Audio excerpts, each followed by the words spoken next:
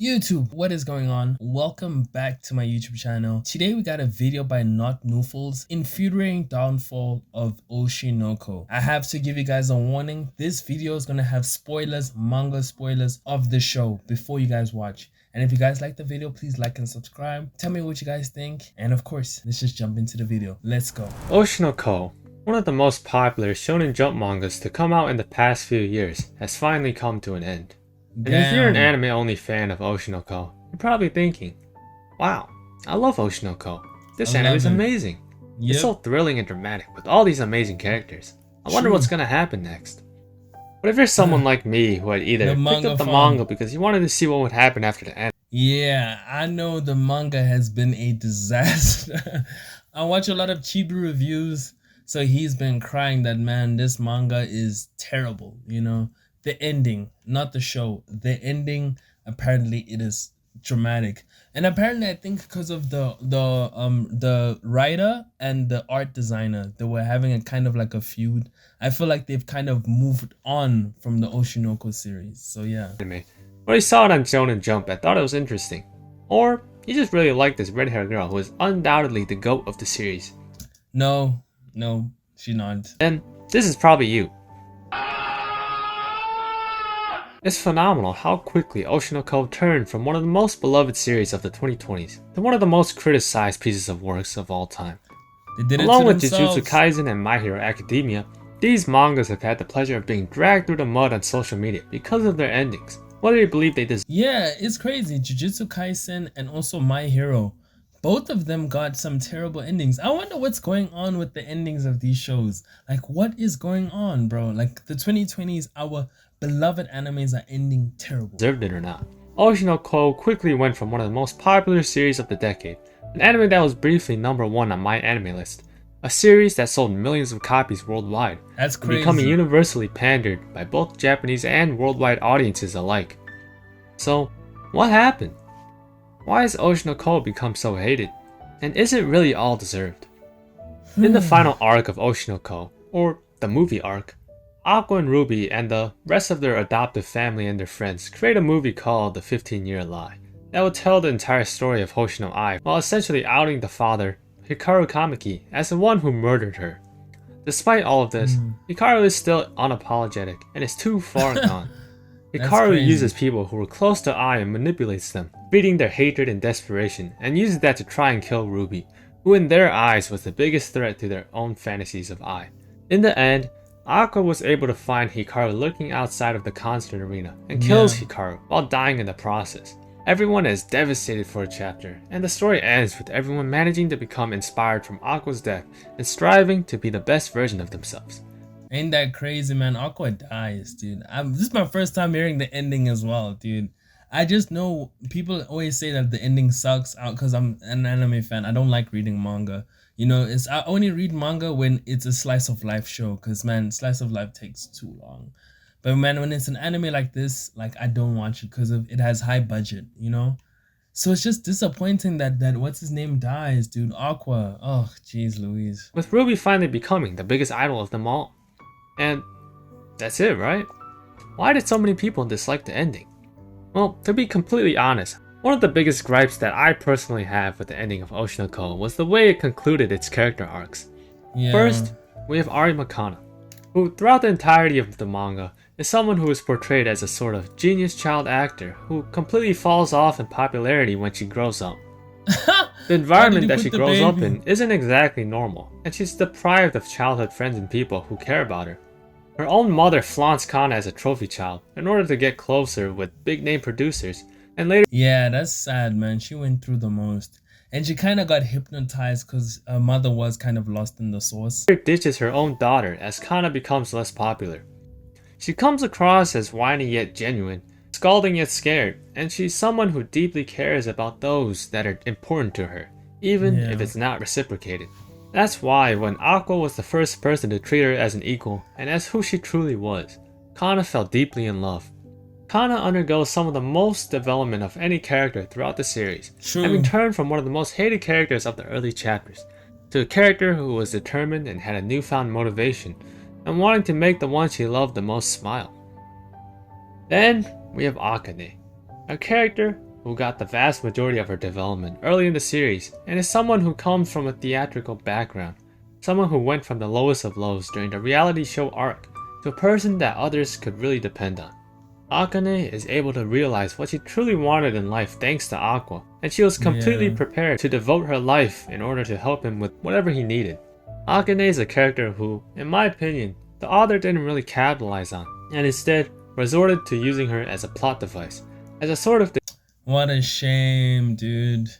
And Akane could have had so much potential to actually be a really, really good character. detective who would reveal to the reader key details in order to keep the story moving.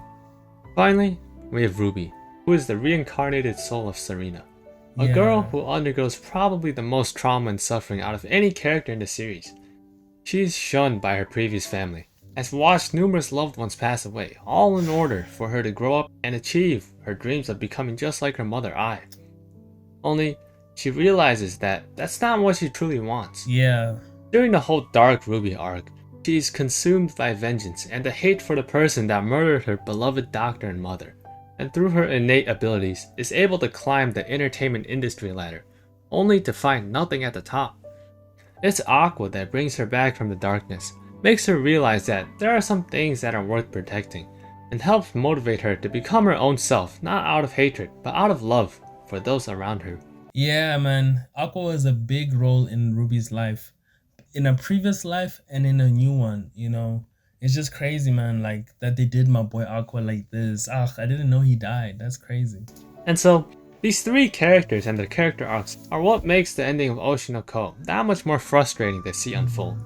Because in the end, we have Aqua, the main character, the man with a plan, the reincarnated soul of a middle-aged doctor, who saw his mother get killed by his family and decided to spend his entire life plotting revenge against him. Except, did he really need to die for his plan to work? No. We see a constant message throughout the manga that there lies a world beyond revenge. Aqua's Yeah. character is engulfed in this vengeful dream, and he constantly shuns his friends and family in order to follow through with what he believes is his only goal in life. Yeah, he Except- changed. It's not. It's through people like Akane, Ankana, and Ruby, and so many other characters that Aqua realizes that he actually cares for much more than simply revenge. He realizes that these other people are important to him, and that he is important to them. And then he freaking dies. You can argue that his death was for the sake of his sister, that he went through with this plan in order to protect Ruby's reputation, and not stain it in the process of protecting her from their father. But did he have to die? Like, I don't think he had to die, bro. Like, there's so many ways that Oshinoko could have ended. Like, that's the one thing which I think everybody's frustrated. They're like, dude, this show has so many ways to end, but they chose like the most cheapest way, you know? To me, it feels incredibly shoehorned in for shock value, and his death just seems completely unnecessary. Yeah. First of all, there was no sense of urgency or desperation that was required in order to really make it feel like Aqua's plan was really needed. Akane had already mentioned numerous times that there could be other ways that she could help him out if he needed to take out Hikaru, and it's tough to see how Hikaru posed such a massive threat, as his reputation was already completely exposed and dumps, tarnished from the yeah. release of the 15-Year Lie movie.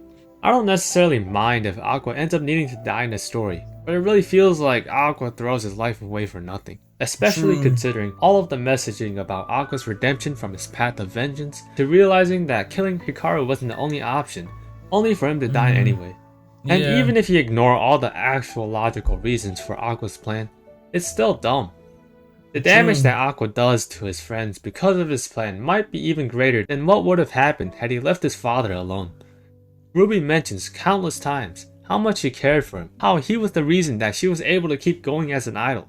She'd be willing to go extreme lengths in order to help Aqua and those whom she loved.